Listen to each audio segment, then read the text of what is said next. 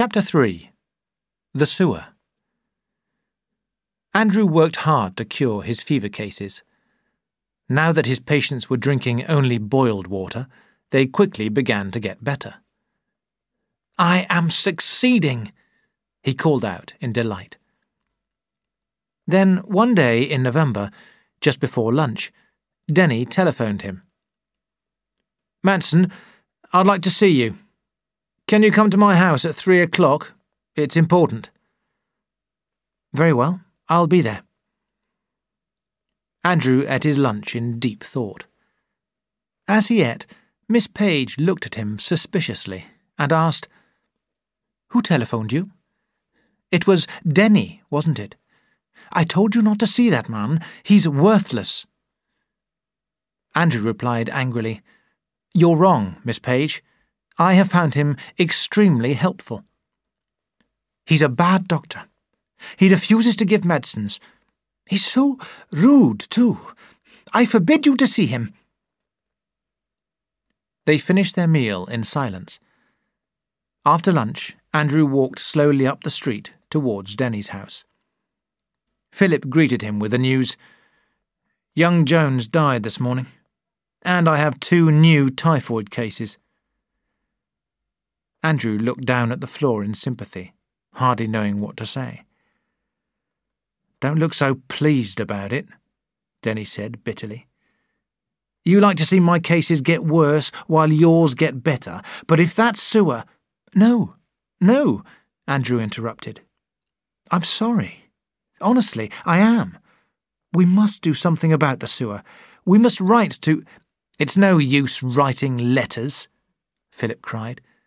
"There's only one way to make them build a new sewer." "What's that?" "Blow up the old one." Andrew was not sure if Denny had gone mad. "But you're not being serious?" Denny looked at him with scorn. "You needn't help me if you don't want to." "Oh, I'll help you," Andrew promised. All that afternoon, while visiting his patients, Manson wished he hadn't made the promise. Denny's plan was too risky. If they were discovered, they would both be dismissed from their posts. Andrew trembled at this thought.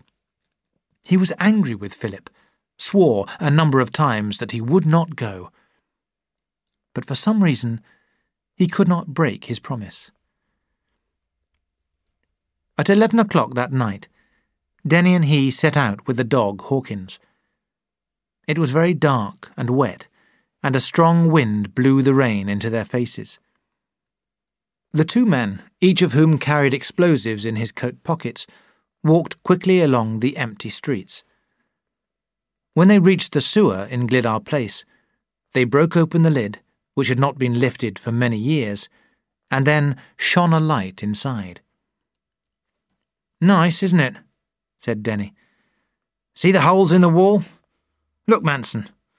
Look, for the last time." No more was said. They placed their explosives inside the sewer, put back the lid, and then ran up the street. When they were only about 25 metres away, there was a loud explosion. "We've done it, Denny," Andrew said excitedly. 5 more explosions followed, the last so loud that it could be heard all down the valley. "There," said Denny. "That's the end of that particular cause of misery." Almost immediately, doors and windows opened, and people ran out of their houses. In a minute, the street was crowded. Making good use of the darkness and the noise, Denny and Manson hurried home. Before 8 o'clock the next morning, Dr. Griffiths arrived on the scene. He had been sent for by several of the most important men in the town, who told their medical officer in loud voices so that everyone could hear that he had neglected his duty most shamefully. When they had finished with him, Griffiths walked over to Denny, who with Manson stood in the crowd listening to the angry exchanges. "Well, Denny," he said, I'll have to build that new sewer for you now." Denny's face showed no expression.